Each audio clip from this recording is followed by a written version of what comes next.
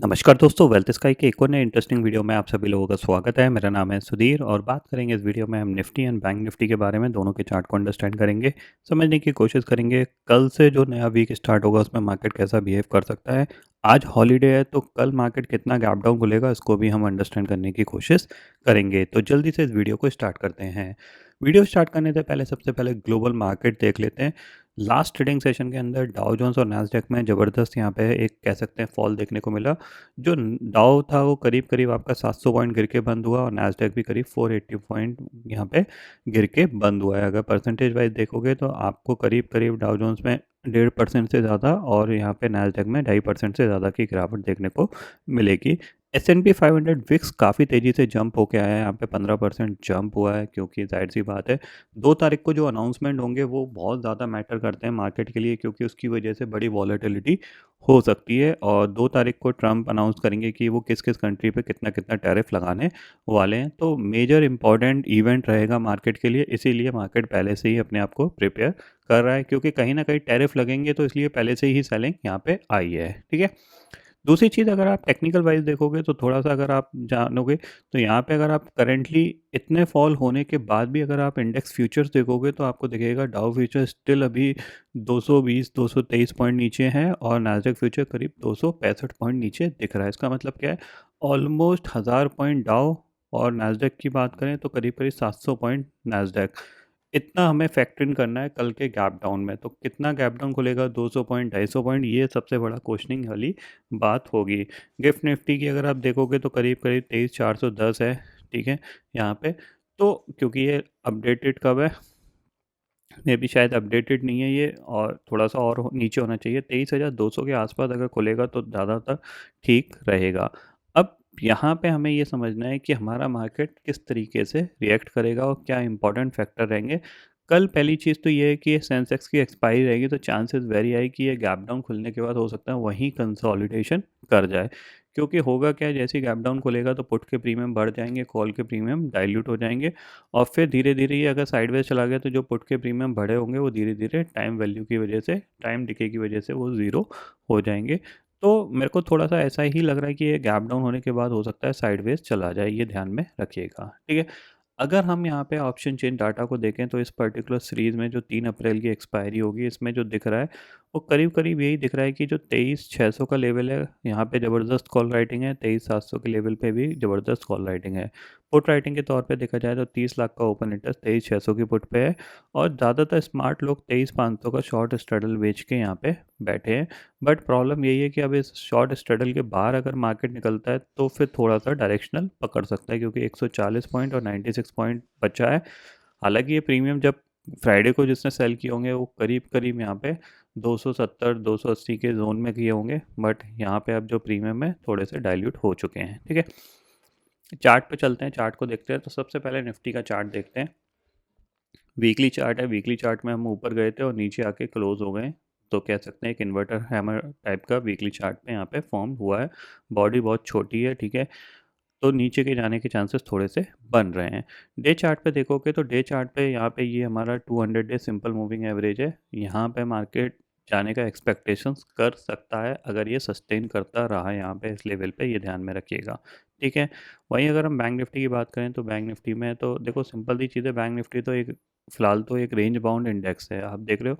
Almost ये करीब करीब 2024 में इसने जो लो बनाया था उसी लो से सपोर्ट लेता है और हाई के आसपास जाके रेजिस्टेंस ले लेता है। अब दोनों इंडेक्स में एक चीज़ अच्छी है कि bank Nifty 200 day moving average के ऊपर ट्रेड कर रहा है और निफ्टी आपका 200 डे मूविंग एवरेज के नीचे ट्रेड कर रहा है। ठीक है। अब अगर इसने 200 डे मूविंग एवरेज के नीचे आया तो फिर ये निफ्टी भी तेज़ी से नीचे की तरफ बढ़ सकता है, ये ध्यान में ज़रूर रखिएगा। ठीक है। शॉर्टर टाइम फ्रेम में अगर हम एनालिसिस के तौर पे देखें तो यहाँ पे जो मेरे पास जो एक परफेक्ट टारगेट जो ओपन है वो ये ओपन है अराउंड 22,900 का। क्यों मैं बोल रहा हूँ, क्योंकि यहाँ पे एक गैप क्रिएट करके इसने ये ऊपर की तरफ मूव किया था। ठीक है ना, ये करीब करीब आपका 60-70 पॉइंट का गैप है, इसको ये क्रिएट करके ऊपर गया था। ठीक है। तो यहाँ तक तो ये इजीली रिट्रेस कर सकता है, इसमें ज़्यादा कुछ सोचने वाली बात नहीं है। अगर हम इस लो के नीचे फिसले जो कि है 23,400 का, तो फिर हम चांसेस वेरी हाई कि ये हम इस लो तक जाने की कोशिश करेंगे। जब इसके नीचे ट्रेड करेंगे तब ये फिर नीचे के गैप की बात होगी। फिलहाल तो जो हमारे पास क्लियर कट टारगेट है वो 23,000 का यहाँ पे ओपन है, इवन 23,000 का 23,900 का ओपन है, ठीक है। वहीं अगर हम बैंक निफ्टी की बात करें तो बैंक निफ्टी अगर आप देखोगे 15 टाइम मिनट के टाइम फ्रेम के हिसाब से ये एक चैनल में ही ट्रेड कर रहा है और इसमें फ़िलहाल अभी कुछ ज़्यादा कुछ उम्मीद ऐसी दिखी ही नहीं है। बट हाँ, 51,300 के नीचे अगर ये स्लिप करता है तो फिर इसके पास भी एक नीचे गैप है, आप देख सकते हो ये वाला जो गैप है, इसको ये फिलिंग के लिए रेडी हो जाएगा, क्योंकि यहाँ से ये ऊपर गया, एक बार रिट्रेस किया, फिर ऊपर जाने की कोशिश किया, फिर दोबारा अटेम्प्ट किया है, और अगर अब की बार ये निकला तो एक ब्रेकडाउन माना जा सकता है, यानी 51,300 के नीचे ये एक ब्रेकडाउन दिखा देगा, और फिर आपके पास जो टारगेट होगा वो 50,800 50,700 का यहाँ पे रहेगा। मोस्ट प्रॉब्ली एक्सपायरी वाले दिन ये सारी चीज़ें होती हैं, बट गैप डाउन की वजह से अगर ये हिट हो जाता है तो हमारे हाथ में कुछ बचेगा नहीं। बट फिलहाल जो सिचुएशन जिस तरह से दिख रही है वो यही दिख रही है कि यहाँ से मार्केट थोड़ा सा कंसोलिडेशन करने के बाद नीचे की तरफ आ सकता है। इतना आपको ध्यान में रखना है, ठीक है। गैप डाउन की वजह से हम एग्जैक्टली प्रिडिक्ट नहीं कर सकते मार्केट कैसा बिहेव करेगा, क्योंकि गैप डाउन कितना बड़ा होगा। अगर गैप डाउन मान लो 50 पॉइंट का ही गैप डाउन हुआ, 100 पॉइंट का हुआ, तो फिर ये नीचे गिर सकता है। अगर गैप डाउन 300 पॉइंट का हो गया तो फिर गिरने की जगह नहीं बचती सेम डे में, तो फिर 1-2 दिन मार्केट होल्ड करके गिरता है। तो वो सारी चीज़ें यहाँ पे मैटर करती हैं, तो इसीलिए गैप डाउन को ज़्यादा हम प्रिडिक्ट नहीं कर सकते। कोई भी नहीं कर सकता कि गैप डाउन के बाद मार्केट रिकवर हो जाएगा या फिर गिर जाएगा। तो हमें क्या है कि अपने एरिया के अंदर काम करना है। हमारे एरिया के अंदर मार्केट रहेगा, हमें अपॉर्चुनिटी देगा तो हम ट्रेड करेंगे, अदरवाइज़ हम अवॉइड करेंगे, ठीक है ना। और हमारा एरिया क्या है, 51,300 के नीचे अगर ये ऑन स्क्रीन जाता है तो फिर हमारे पास अपॉर्चुनिटी रहेगी 50,800 50,700 ये टारगेट यहाँ पे मिल सकते हैं।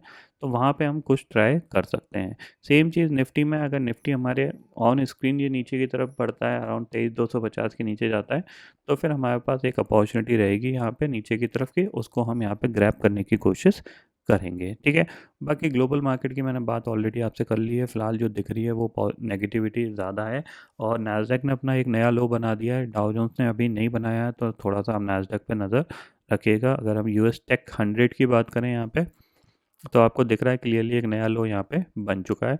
ऊपर ये गया था 200 डे मूविंग एवरेज से रेजिस्टेंस लेके नीचे आया है, ठीक है। अब दो चीज़ें हो सकती हैं यहाँ से, हो सकता है ये एक तरीके से डबल बॉटम बना के यहाँ पे ये रिकवर करना स्टार्ट कर दे, या फिर हो सकता है यहाँ से 3-4% और करेक्ट हो जाए। तो थोड़ा सा देखना पड़ेगा यहाँ पे इवेंट के बाद कैसा रहता है, यानी 2 तारीख के बाद कैसा रहता है, वो बहुत इंपॉर्टेंट रहेगा। और इस वीक में शायद हमारी, इस वीक में नहीं है, शायद नेक्स्ट में हो सकती है, आरबीआई की क्रेडिट पॉलिसी आने वाली है, आई थिंक तो 5-6 के आसपास आएगी। तो वो भी एक इम्पॉर्टेंट फैक्टर रहेगा हमारे मार्केट के लिए, खासकर बैंक निफ्टी के लिए। तो ये चीज़ भी आपको ध्यान रखनी है, तो थोड़ा सा आप अलर्ट रहिएगा, ठीक है। तो आई होप दोस्तों ये पर्टिकुलर वीडियो आपको समझ में आ गया होगा। दोस्तों फिलहाल इस वीडियो में इतना ही है। आई होप ये वीडियो आपको पसंद आएगा। वीडियो पसंद आता तो लाइक और शेयर ज़रूर करिएगा, और चैनल को जो सब्सक्राइब कर लीजिए, क्योंकि मैं सुधीर लेके आता रहूँगा हर दिन आपके लिए नए नए वीडियो। इसी के साथ शुक्रिया दोस्तों, जय हिंद।